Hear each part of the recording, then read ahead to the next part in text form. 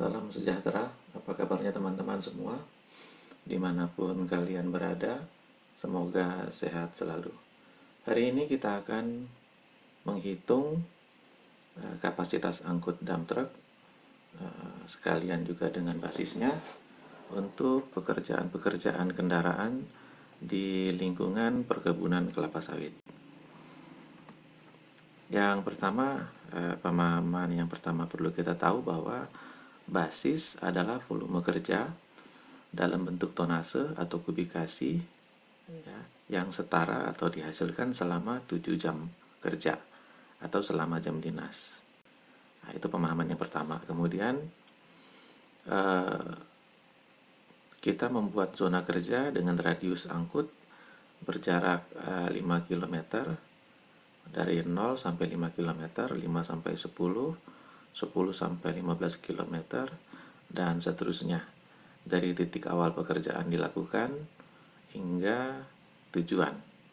Kalau untuk pekerjaan pengangkutan kelapa sawit, biasanya mulai dari kebun sampai ke pabrik kelapa sawit.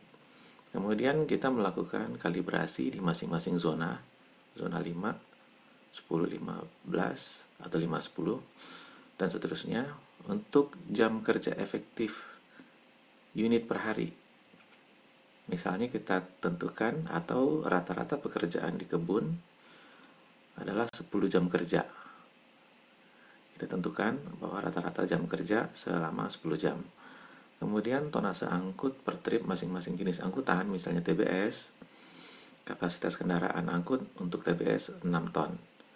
Untuk janjangan kosong misalnya 5 ton. Ini angka rata-rata yang kita ukur atau berdasarkan kebijakan yang sudah ditentukan dari unit kerja masing-masing. Kemudian kecepatan unit dalam kondisi bermuatan dan dalam kondisi kosong atau tanpa muatan. Kita harus ukur itu. Kemudian cycle time unit sejak pekerjaan pengangkutan dimulai hingga selesai. Cycle time ini maksudnya jam per trip ya. Jam per trip, contohnya untuk angkut TBS, saat pertama kali unit dimuati dengan buah hingga penuh, berangkat ke pabrik, melakukan unloading di sana, kemudian kembali ke lokasi panen, itu adalah satu cycle time. Demikian juga untuk jenis-jenis pekerjaan yang lain, misalnya pengangkutan pupuk, pengangkutan material batu, tanah, dan seterusnya, bisa kita lakukan cycle time, kita kalibrasi sesuai dengan jenis pekerjaannya. Formula yang biasa kita pakai untuk menghitung adalah trip per hari. Trip per hari adalah waktu kerja sehari, total kerja jam sehari, dibagi dengan cycle time per trip. Nanti kita bisa lihat di dalam tabel. Jarak tempuh per hari adalah 2 dikali jarak rata-rata zona. Kenapa dikali 2? Karena ini pergerakan kendaraan adalah bolak-balik. Kemudian dikali jumlah trip per hari. Selanjutnya output kendaraan dengan satuan tonase per hari adalah kapasitas muat unit tonase per trip dikalikan dengan jumlah trip per hari. Basis angkut dalam tonase adalah jam dinas, 7 jam dinas atau setara dengan 420 menit, dibagi dengan satu cycle time, dikali dengan kapasitas muat unit itu. Nah, nanti bisa kita lihat tabel yang memuat perhitungan yang ada. Nah, teman-teman, ini adalah tabel yang sudah saya buat untuk melihat berapa output dan basis kendaraan sekelas unit dump truck PS125, ini kendaraan yang umum ya, yang ada di perkebunan untuk mengangkut TBS. Di sini kita lihat bahwa waktu kerja sehari ya setara dengan 10 jam atau kita konversi menjadi 600 menit per hari. Untuk kapasitas angkut atau muat TBS satu dump truck seberat 6 ton per trip. Ya, satu trip unit kendaraan ini kita tentukan 6 ton. Teman-teman juga bisa mengukur sesuai dengan kondisi kerja masing-masing. Bisa jadi di tempat teman-teman kapasitas muatnya tidak dibatasi, misalnya 6,5, 7, 7,5 atau berapa ya. Tapi untuk demi keamanan kendaraan ya, biasanya di beberapa perusahaan, di beberapa tempat kapasitas muat unit dibatasi 6 atau 6,5 ton. Kemudian jam dinas adalah 7 jam kerja per hari, setara dengan 420 menit per hari.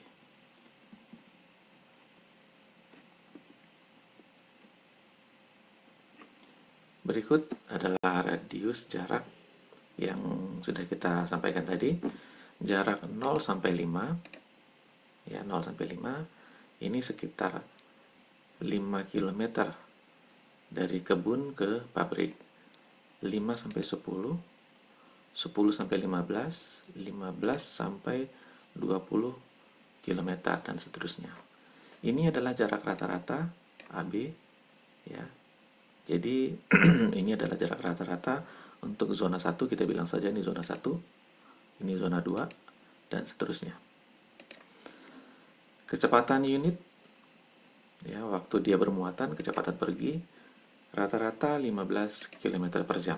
Teman-teman bisa memiliki tabel ini, nanti saya siapkan linknya di bawah.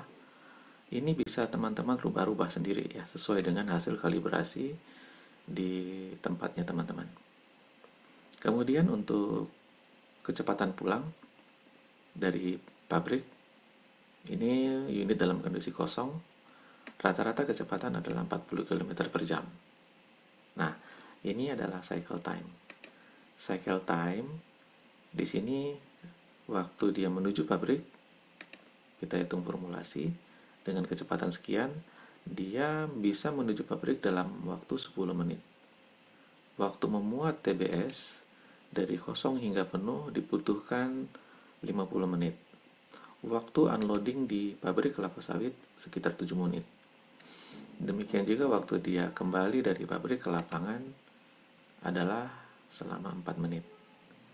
Total cycle time adalah 71 menit untuk satu trip di zona 1. Dari sini kita bisa menghitung total aretase atau trip selama 10 jam kerja dalam satu hari adalah, contoh di zona 1 adalah sebanyak 8,5 trip per hari rata-rata. Output unit per hari adalah jumlah retase hari itu, rata-rata per hari, dikalikan dengan kapasitas muatnya. Unit yang berada di zona 1 berpotensi untuk memiliki output pengangkutan sebesar 51 ton dengan jarak tempuh 42 km yang dihabiskan untuk mengangkut sebanyak 41 ton. Di sini teman-teman bisa melihat sendiri formula yang saya gunakan. Saya tidak banyak menceritakan lagi. Teman-teman bisa melihat sendiri formula yang ada. Selanjutnya untuk menghitung basis, kita ambil contoh di zona 1. Zona 1 adalah zona 0 sampai 5 km. Ini kita dapatkan dari jam dinas dalam waktu satuan menit ya, 420 menit dibagi dengan 71 total waktu cycle time-nya per trip, kemudian dikalikan dengan kapasitas muatnya 6 ton per trip. Jadi satu unit yang bekerja penuh selama 7 jam di zona 1, zona 0 sampai 5, memiliki basis sebesar 35,6 ton. Jadi teman-teman bisa menentukan basis kerja berapa yang harus dikeluarkan selama unit bekerja 7 jam. Kembali lagi untuk zona kedua, ketiga, dan seterusnya. Kita bisa melihat sendiri bahwa cycle time-nya semakin jauh jarak titik A ke titik B, cycle time-nya akan semakin tinggi. Demikian juga kemampuan capaian retase per hari semakin lama semakin kecil. Jadi semakin jauh dari tempat tujuan, retase perharinya akan semakin rendah. Ya. Demikian juga basisnya, basis kendaraan itu akan semakin kecil berdasarkan jarak yang semakin jauh dari lokasi tujuan. Metode perhitungan ini juga bisa kita lihat untuk jenis-jenis pekerjaan yang lain. Contoh di sini saya hitungkan juga, teman-teman bisa melakukan sendiri juga ya. Dengan format yang sudah ada ini, silakan mengisi sendiri angka-angka sesuai dengan kondisi di sana. Ya. Untuk pengangkutan pupuk juga dibagi dengan zona. Untuk kecepatan dia dalam bermuatan rata-rata 25 km per jam dengan kapasitas muat 5 ton.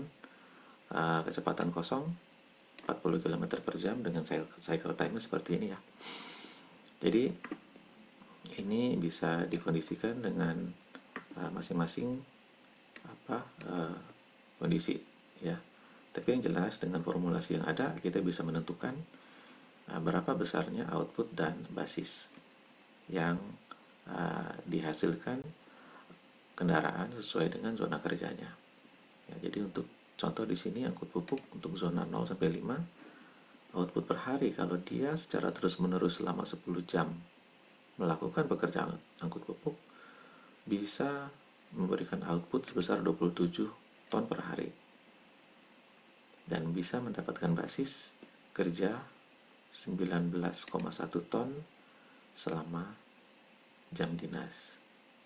Ya, teman-teman bisa melihat sendiri nanti untuk beberapa jenis pekerjaan yang lain. Saya juga menyampaikan di sini untuk pekerjaan pengangkutan jangan kosong, ya sama. Pengangkutan sirtu di sini ada sedikit perbedaan. Saya membagi zonanya sekitar 2,5 km, 0 sampai 2,5, 2,5 sampai 5, 5 sampai 7,5 dan seterusnya. Ya sama ya. Kita bisa lihat berapa output kubikasi per hari. Nah, nanti dalam video-video berikut kita bisa melihat bagaimana kebutuhan unit, kemudian proyek pengerjaan laterisasi atau penimbunan jalan dengan dump truck dan biaya per meternya dalam video-video berikut. Ya, demikian juga untuk angkutan kernel secara umum bisa teman-teman lihat di sini dan bisa mengisinya sesuai dengan kondisi yang ada atau dengan kebijakan perusahaan masing-masing di tempat kerja. Saya rasa cukup aja penyampaian dari saya. Sekali lagi, untuk file-file ini teman-teman bisa miliki. Saya akan sertakan linknya di bawah ya. Terima kasih teman-teman, sampai jumpa dalam video berikutnya.